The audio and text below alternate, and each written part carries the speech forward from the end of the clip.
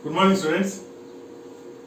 In the previous class, we discussed about radial probability distribution curves as well as how to calculate number of radial nodes, angular nodes, or even if they ask total number of nodes, we discussed. Okay? And I hope you remember the formula also because we solved some examples also. Generally, they will ask you to calculate number of radial nodes. The formula is n minus L minus 1. If they ask particularly angular nodes, it is a fixed thing. For any orbital, number of angular nodes is equals to azimuthal quantum number.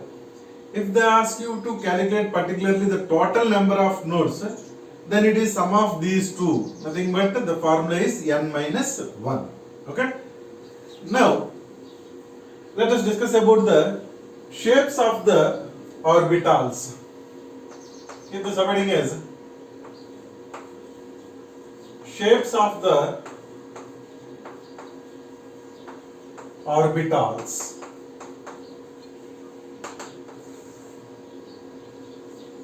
Okay. Now we have different types of subshells are there. So in those subshells, we know there are some different types of orbitals are present. Now let us discuss about the shapes of those orbitals. Now first of all, let us discuss about the subshell, that is S subshell. I told you in the case of S subshell, there will be only one orbital, so we can say it as a S subshell or S orbital. Okay. So coming to the shape of this S orbital, its shape is spherical. Okay. The shape of S orbital is spherical. We know the shape of the atom is also spherical. So coming to the S orbital, its shape is also spherical. Means when the electron is present in the S orbital, it will have maximum density around the nucleus in all possible directions. Okay? When it is present as spherical means imagine the ball. It won't be present along a particular direction. Right? For example, let it be in a three-dimensional manner if you see. And these are the three axes, x-axis, y-axis and z-axis. Okay? Now coming to spherical shape means what? For example, this is the center of the atom, nothing but the nucleus is present at the center.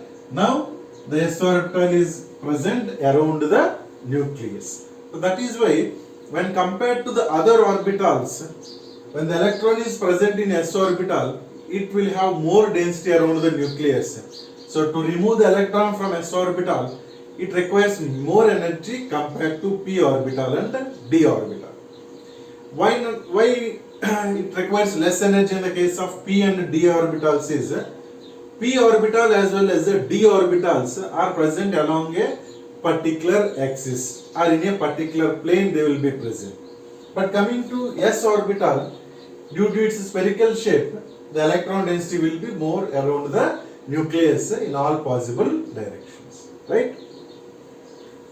Now when the coming to the azimuthal quantum number, we know for S subshell, azimuthal quantum number value is 0. Okay? So when L value is 0, what about the number of angular nodes? Angular nodes means what? Nodal plane. So when it is present in all possible directions, means in all the planes, the electron is having density. Okay? Observe this one. So this is X, Y plane. In this plane, in all possible planes, the electron density will be present. So you don't find any angular node in the case of S subshell. Okay? Because that's why in the last class I given to you, the number of angular nodes per an orbital is equals to L value. So for S subshell, so angular nodes or nodal plane is equals to 0. Okay? And when L value is 0, what about M value? We know M values will be from -0 to plus 0. Is it will be there? So there will be no minus 0, no plus 0. So for a S subshell, there will be only one M value, that is 0. Right?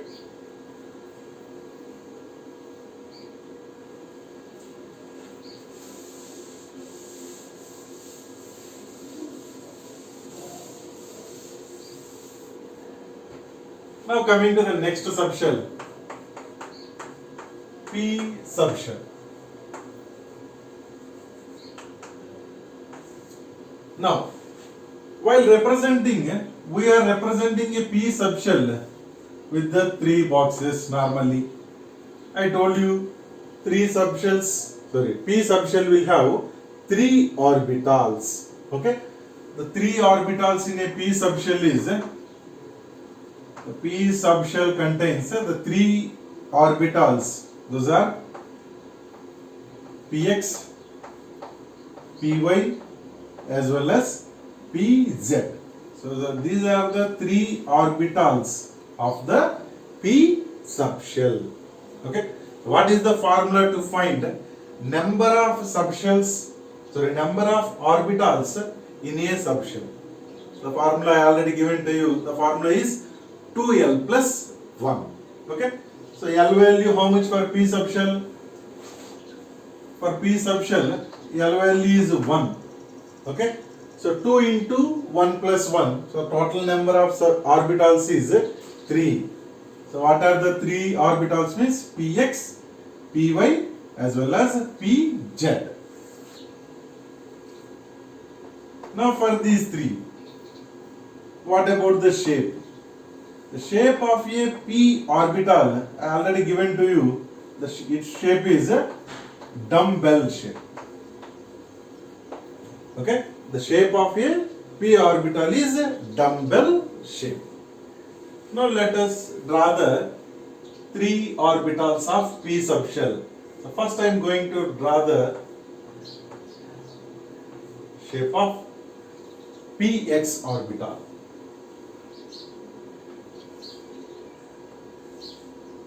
If you observe there, the three orbitals, all are P orbitals only. But what is the difference? It is Px, Py, Pz. Here x, y, z represents the axis. A dumbbell means we know there will be two loops. So this is one loop. This is other loop. Okay? A dumbbell, nothing but any P orbital will have two loops. Then which orbital is known as a Px means if the two loops of the P orbital are present on x-axis,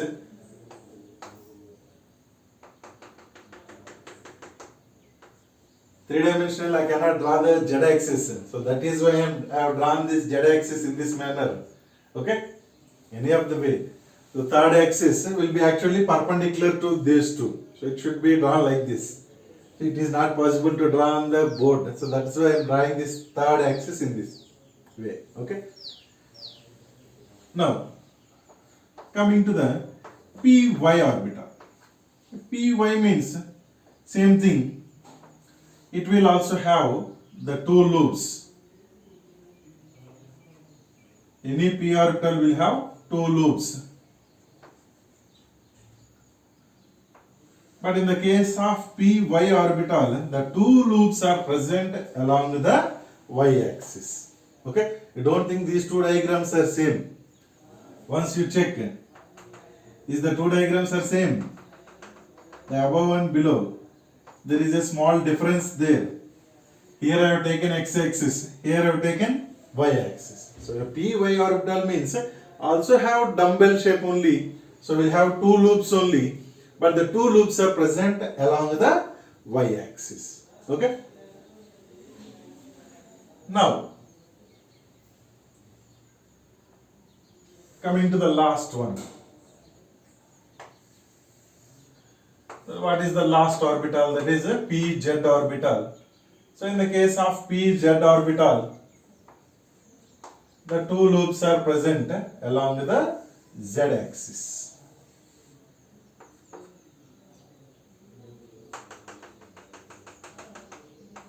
So this is the third axis, x, y, z. Right?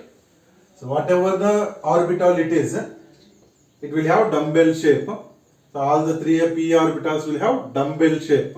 Will have two loops. If px, if they ask you to draw, so you have to keep the two loops on x-axis. If they ask you to draw pz, the two loops will be along the z-axis. Okay, there will be no difference.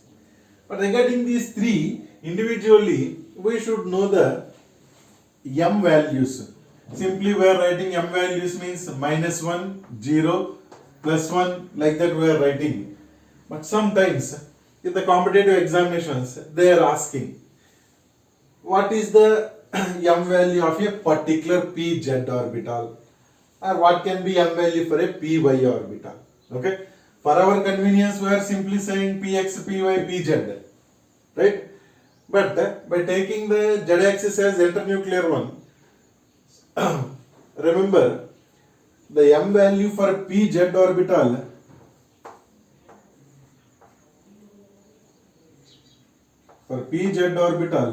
m value is 0. So for px the m value is plus or minus 1. For py is also m value can be plus or minus 1. Okay.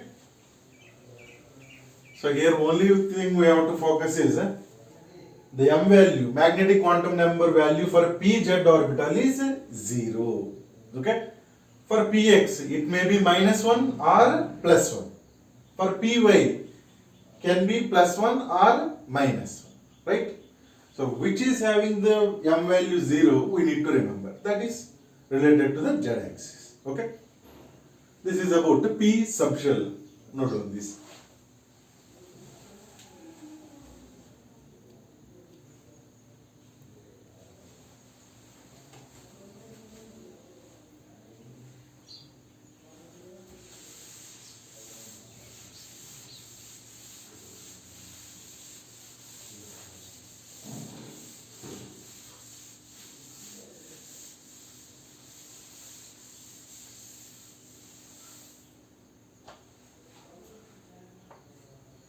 Now, coming to the third type of subshell, D subshell. Coming to the D subshell, its shape is double dumbbell. The shape of the D orbitals is double dumbbell. Dumbbell, just now we discussed. A double dumbbell means what? A dumbbell is having two loops. Now another dumbbell. Okay. So a D orbital will have 4 loops. P orbital is having only 2 loops. D orbital will have 4 loops. Right. Now, what about the azimuthal quantum number value for a d orbital? L value for d orbital is 2. So nothing but for a d subshell, we are writing these 5 blocks. Generally m values we are saying it is -2, -1, 0, +1 and +2. Okay. Now coming to the m values. As I told you, so in the same order we cannot say. Out of the 5, first I will give the 5 orbitals of D subshell. One is dxy, dyz, dzx. Along with these 3, there will be 2 more. That is dx square minus y square.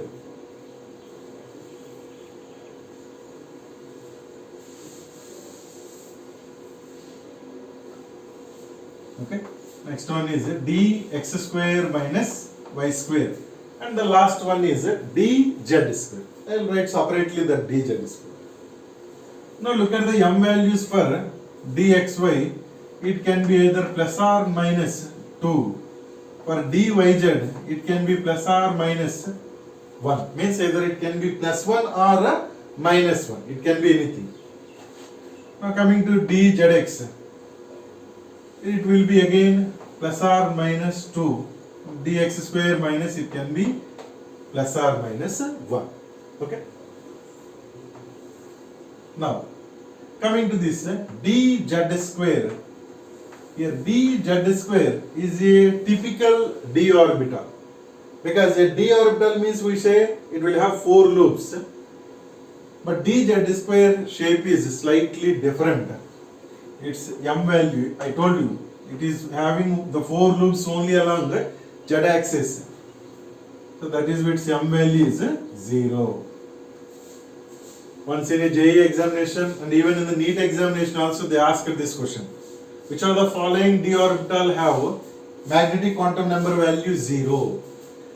In the order what we will think? dxy, dyz, dzx. Okay? But dzx don't have magnetic quantum number value 0. The magnetic quantum number value is 0 for dz square orbital. Okay? Note on this one. Here it will have 2 and it will have 1. Okay? Copy these. Then I will give the diagrams for all the d orbitals.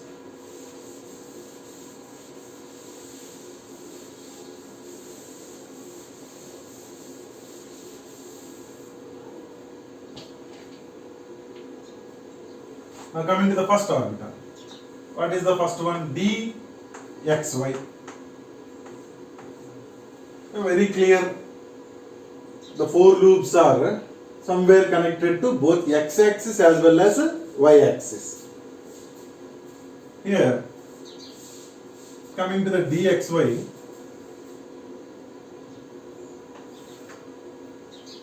now coming to the dxy. So let it be, this is x-axis, this is y-axis. Just now we discussed a d orbital means there will be 4 loops. So in the case of dxy, the 4 loops are present in the xy plane. Got it already? Mathematics, you know about plane. So this is axis, x-axis, y-axis, and the region between these x-axis and y-axis, generally it is called as xy plane. Here all the 4 loops are present in xy plane. Okay? Next, dyz. I think you got the idea what will be the structure of this dyz. So in the case of dyz,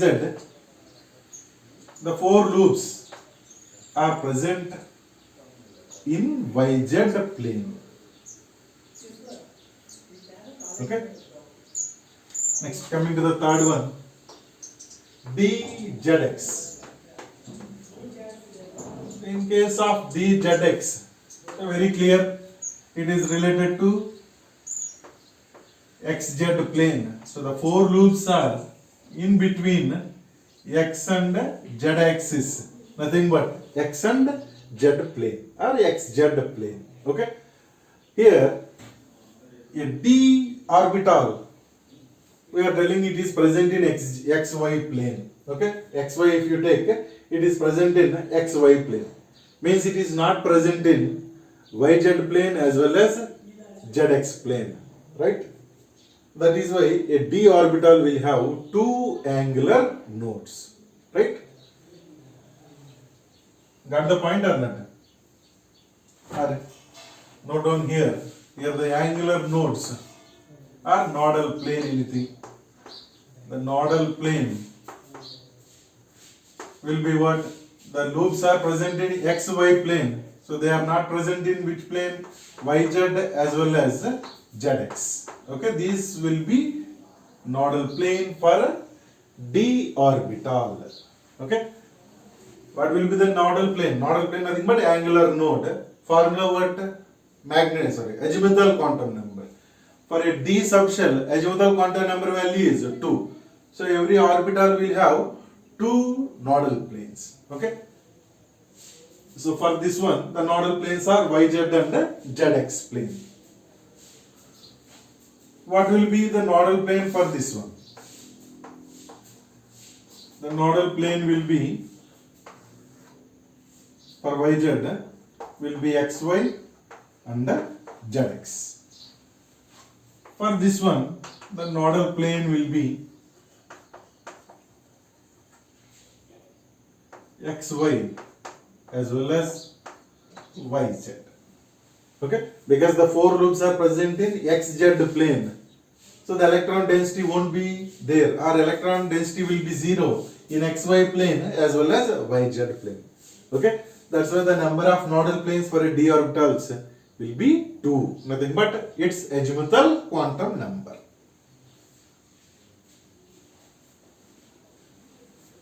Here, the first these three d orbitals are having the similar shape, but the next two d orbitals will have slightly different shapes when compared to these three. Now coming to the fourth one, that is dx square minus y square. In this case, from the name it is clear, it is also related to x and y axis. Coming to the first orbital, the four loops are present in between the axis. But now coming to the dx square minus y square, the four loops are present along the x-axis and y-axis. Okay? Now coming to the last one, I told you it is a typical one because its shape is slightly different to the other d orbitals. That's why even it don't have the double dumbbell shape. Generally we say the d subshell will have double dumbbell geometry, but coming to dz square particularly, it don't have double dumbbell, means it don't have four loops. It will have the shape is known as donut shape. Okay, the shape of dz square orbital is a donut shape. Okay, means like a ring it will come. I have taken this as z-axis. Out of the four loops, the two loops are present along the z-axis. The other two loops are present around the z-axis. Okay, if let it imagine this as z-axis. Now, the two loops of dz square will be present along this axis. Remaining two will be present like a ring around the axis. Okay, so that is why its shape is also known as donut shape, right? So this is about shape of the orbitals. Okay, note down all these.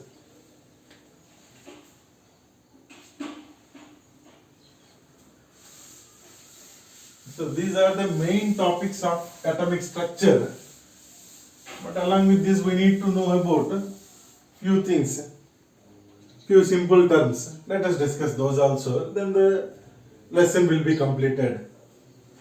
Now coming to the first one, we need to know about this word degenerate orbitals.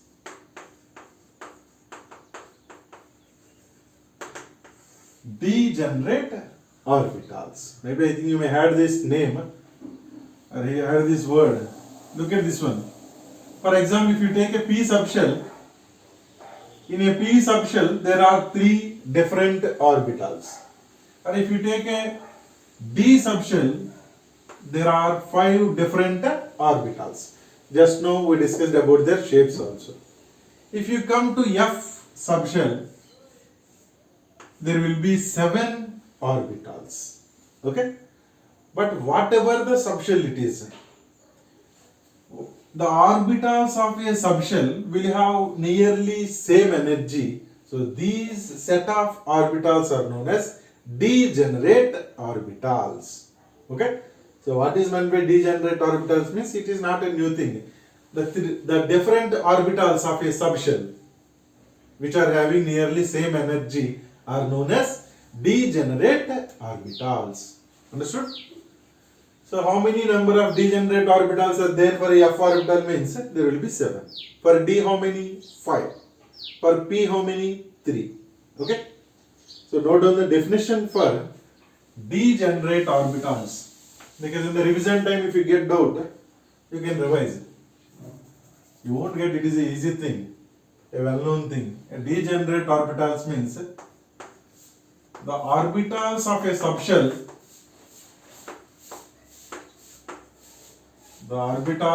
subshell, having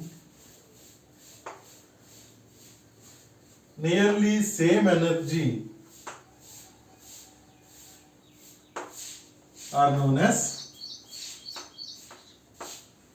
degenerate orbitals.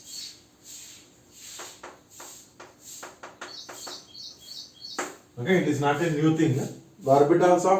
The different orbitals of a particular subshell will have nearly same energy. Okay, so those are known as degenerate orbitals, right?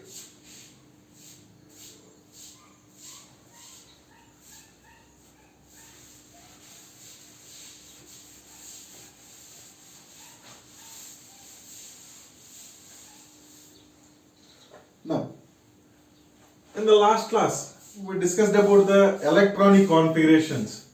While we are discussing about the electronic configuration, in the case of nitrogen, phosphorus, or in the case of noble gases, I said they are having half-filled as well as completely filled electronic configurations, due to which the element gets some extra stability. Okay? Simply given to you, and you already know that when any element has a half-filled or completely filled orbitals, then the element gets extra stability. Okay, so why it is getting extra stability is explained by mainly we can understand that using the two concepts. Now let us discuss that. If the somebody else, stability of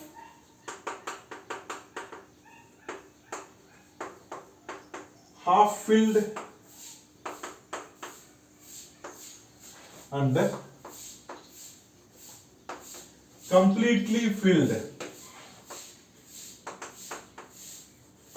orbitals.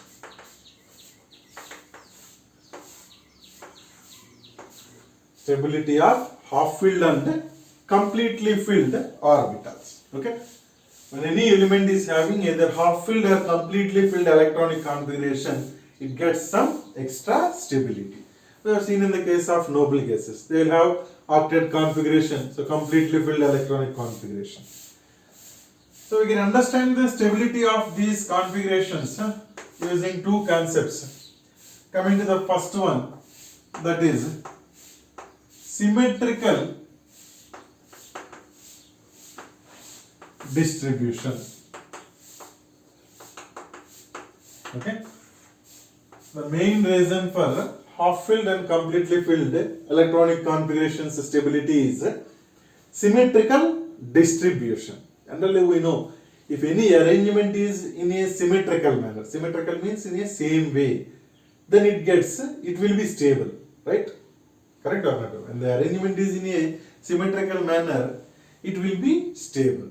So in the same way, if you see half-filled, for example, a half-filled of a p orbital, if you say, all the electrons in this subshell are with the same spin. Okay, parallel spin we say. Okay, so because of the same spin, all the orbitals are symmetrical. Due to symmetry in the subshell, the element gets some extra stability, right?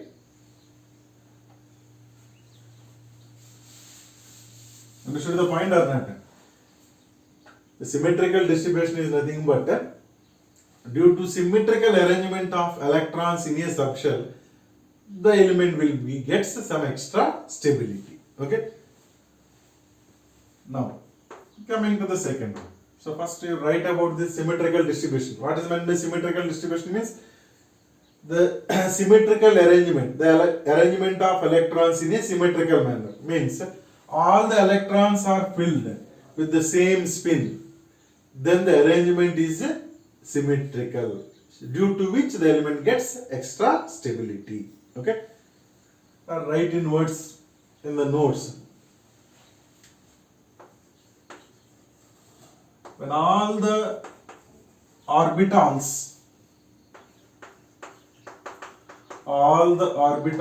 of a subshell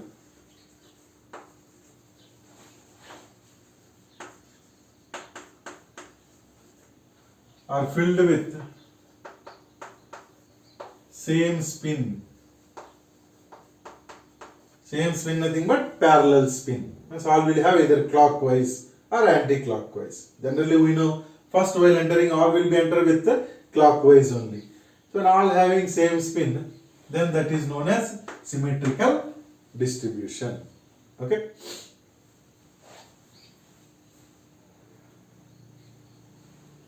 Now coming to the second one. The second reason for that extra stability is exchange energy.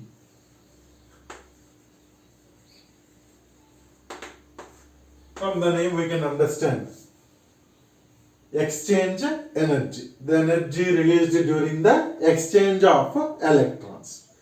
When the exchange will be takes place. So let us take a p subshell. So this is p subshell. Okay. For example, p subshell is having two electrons. We know according to Hund's rule, the electrons will be first entered with clockwise direction. So after complete filling only pairing takes place, right? So if you observe there, these two electrons are having a parallel spin. Parallel spin means I already told you same spin. So due to parallel spin, the electrons will be exchanges their position from one to the other. Understood the logic? For example, if one more electron is there, so this electron can be exchanges with this one, even it can be exchanges with the other one. Okay?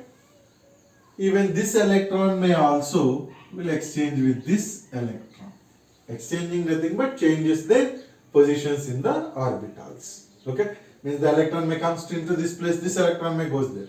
Right? Now look at that. So what is meant by exchange energy? The energy released during this exchange of electrons in a subshell is known as exchange energy. When the exchange of electrons will be takes place, when the orbitals are filled with the parallel spin, means all the electrons in the degenerate orbitals have same spin, then the exchange of electrons will be takes place. And the energy released during the exchange is known as exchange energy. Okay? So note down in the notes. When the orbitals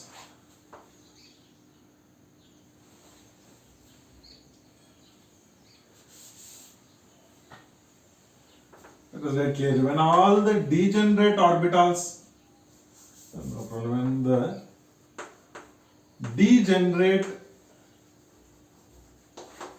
orbitals of a subshell, the degenerate orbitals of a subshell are filled with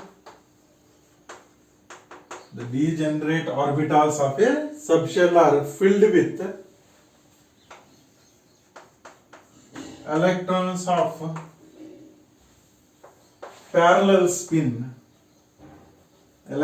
of parallel spin, then they exchange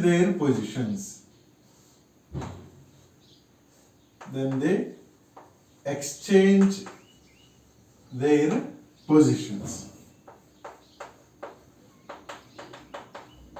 Okay? So the energy released during this,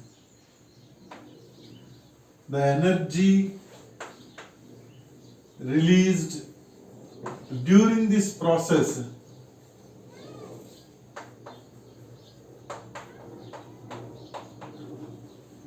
is known as exchange energy. Okay? When the degenerate orbitals of a subshell, okay, means we should not exchange of electrons takes place within the subshell. The electrons of a 2s orbital cannot be exchanged with the 2p orbital, right? The degenerate orbitals of a subshell, when filled with the electrons of same spin, then they will exchange their positions. During that, some energy will be released. The released energy is known as exchange energy. Okay? Here, regarding the stability, so one important thing we need to note down, that is, the amount of exchange energy released is directly proportional to the stability. Exchange energy directly proportional to stability. So where more number of exchanges are possible, there more amount of energy will be released. Okay? Now regarding this, remember one point. The number of exchanges is equals to sigma n minus 1, nothing but n into n minus 1 by 2. Okay? The number of exchanges can be possible is equals to n into n minus 1 by 2, where n means what? Here n is nothing but number of electrons with the same spin. Capital N is nothing but number of electrons with the same spin. I know by looking at it we will have some confusion. So let us solve one or two examples, then we will come to. For example, D4 electronic configuration is there. So in the case of D4, let us find the number of exchanges possible. D4 means how we will write 1, 2, 3, 4. So what about the number of electrons with the same spin? N equals to 4. Okay. So what about the calculation of number of exchanges? Number of exchanges is equals to 4 into 4 minus 1 by 2. How much it is? 6. Okay. 4 minus 1, 3. Okay. 3 into 2, because 2 cancel here 2 times. So total number of exchanges possible for D4 configuration is 6 exchanges. How it is possible? Look at here. This electron may exchange with this. Both will be possible. So don't count this one with this again. This can be exchanges between these two. There will be exchange between this. So how many we got? 3. Plus this electron in the second one may exchange with this third one as well as with the fourth one. So with respect to this we will get 2 exchanges. Now coming to the third one may exchange with the fourth one. So total how many? Okay, that is what we will get directly by using this formula. Here while I am telling, somebody may think, sir, you are telling third one may exchange with fourth. Why don't it exchange with first and second? I already counted that one. One is exchanging with the third. Nothing but third is exchanging with one. Okay? So that is why to avoid such type of confusions, simply remember this formula. Sigma n minus 1 or n into n minus 1 by 2. Okay? That is about stability of the elements due to completely filled and half filled. So these number of exchanges can be more when the element is having either half filled or completely filled electronic configurations. That's why the element gets some extra stability. Okay?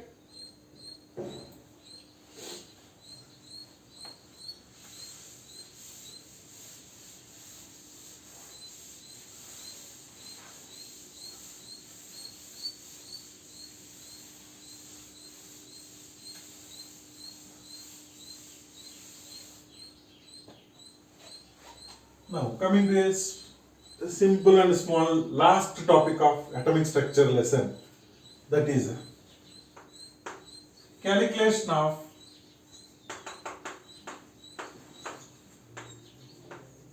magnetic moment.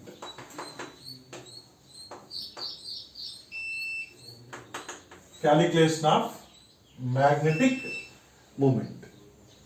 So before discussion about the magnetic moment, so first we need to know about the types of magnetism or types of magnetic substances. In detail about these types we will discuss in second year solid state lesson, as well as in physics we have magnetism also, but about the magnetic substances we will discuss in detail in solid state lesson of second PU. Now I will give a brief explanation, briefly I will explain about the types of magnetic substances. There are different types are there. Paramagnetic substances, diamagnetic substances, ferri, anti-ferromagnetic. There are lot of types are there. But out of that, in this lesson, let us discuss mainly about the two types. Paramagnetic substances as well as diamagnetic substances. Okay. So first coming to the diamagnetic substance.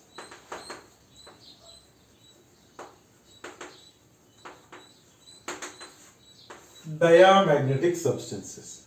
Simple thing. In case of diamagnetic substances, magnetic moment is equals to 0. Okay. A diamagnetic substances means which are having magnetic moment 0. Okay. Definition wise, if you want to know the what is meant by diamagnetic substance means, the substances when they kept in a applied magnetic field, these substances will be get repelled by the magnetic field. Okay, so such type of substances are known as diamagnetic substances. Okay, a diamagnetic substance means which is repelled by the applied magnetic field. So these substances are repelled, means not attracted by the applied magnetic field.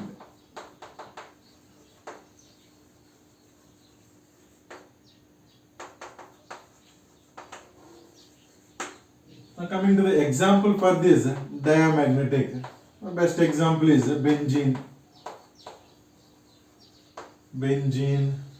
C6H6 or NaCl, or a lot of substances are there. So I told you in detail along with the examples in solid state lesson we will discuss. Now it is not our main topic here. So that is just note down the definition and example.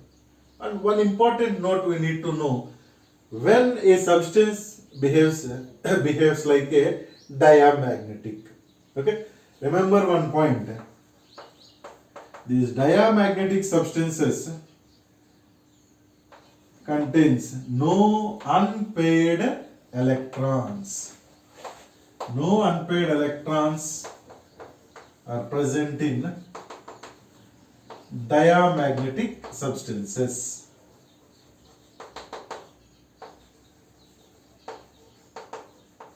When a substance don't contain unpaired electron, pair means how many? Two electrons, one clockwise, another anti-clockwise.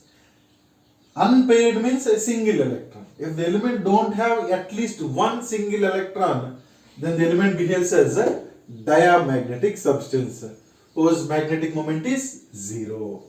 Okay. Now coming to the second type.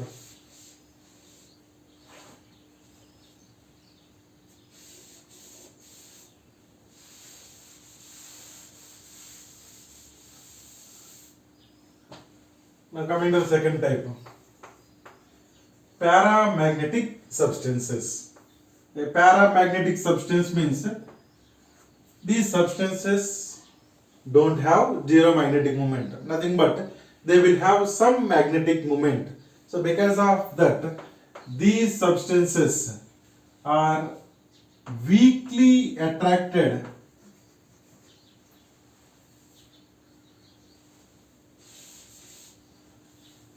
these substances are weakly attracted by the applied magnetic field. Okay, if the substance is completely repelled by the applied magnetic field, then it is known as a diamagnetic substance. But coming to paramagnetic substances, these are weakly attracted by the applied magnetic field. So because of that, they will have some magnetic moment. So magnetic moment not equals to 0 for paramagnetic substances. Coming to the examples, most of these metals, okay, so many of these metals, all the metals will have, not the metal ions, metals I said, will have unpaired electrons. So that is why they will be paramagnetic in nature. Okay. Even oxygen also, a non-metallic one, oxygen also will contain unpaired electrons.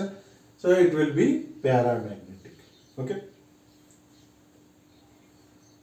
Now let us discuss about the calculation of magnetic moment. To calculate the magnetic moment, the formula is root over n into n plus 2. The units of magnetic moment is Bohr magneton. The formula to calculate magnetic moment is root over n into n plus 2. Bohr magneton. That is the units of magnetic moment. Now, in the given formula, what is meant by that small n? Where this n represents the number of unpaired electrons. Okay?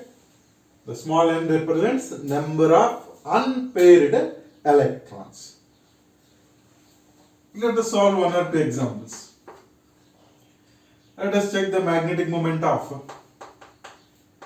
Fe plus 2. As in the previous case, we discussed about electronic configuration of Fe plus 2. Or let us calculate first for Fe. For Fe, atomic number is 26. So its electronic configuration in the valency shell we discussed. So finally you will get, in terms of argon, it will have 4s2 3d6. So how to write the 6 electrons? 1, 2, 3, 4, 5. This is the 6th electron, right? Now, what about the small n value for iron? What I said is n value means what? Number of unpaired electrons. This is a pair, and all the previous orbitals definitely they are paired up. That's why the electron entered into 3d orbital, right? So here the number of unpaired electrons, how many we got? There are 4 unpaired electrons we got. Now let us calculate magnetic moment. Root over 4 into 4 plus 6. How much?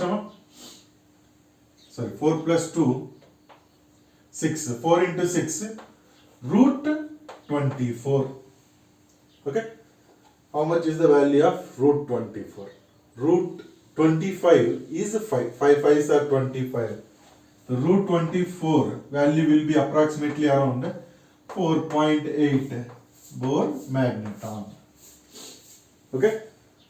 Or remember one thing, when 4 unpaired electrons are there, its magnetic moment will be around 4 point something. Okay? If it has a 3 unpaired electrons, its value will be approximately around 3 point something. The simple logic to answer fastly. If the options are in terms of 2 point something, 3 point something, 4 point something, then you no need to waste your time.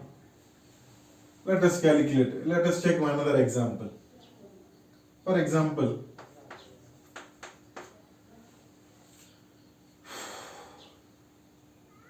let us take vanadium. Vanadium, atomic number how much? 23. Okay. So in the case of this one, it will have electronic configuration. Argon valency shell is 4s2 3d3. So 3d3 means there are 3 unpaired electrons. Now if you calculate magnetic moment, root over 3 into 3 plus 2, how much it is? Root 15. So 4 4s are 16. So root 15 means it is around 3 point something. Okay. So when the options are away from each other, means You found, if only option you found around 3, then that will only be the answer. You don't waste your time. Okay. If the element is having 2 unpaired electrons, so its magnetic moment value will be around 2, just more than 2 point something. Okay. For the remaining elements are from our material, based on the magnetic moment also you can find some questions, solve the questions from this. Okay. So with this topic, our atomic structure lesson was completed. I hope you understood all the topics. Once again go through the notes, okay, and even solve the questions from our material. Even in the exercise 3 you will find different or mainly previous year questions will be there in the last exercise. So after completing the exercise 1, you can solve the previous year questions from exercise 3. Okay, solve all the questions. In the next class I will start a new topic. But before that, you complete the questions related to these topics. A very easy topics we discussed in this class. Once go through this. Okay? Thank you.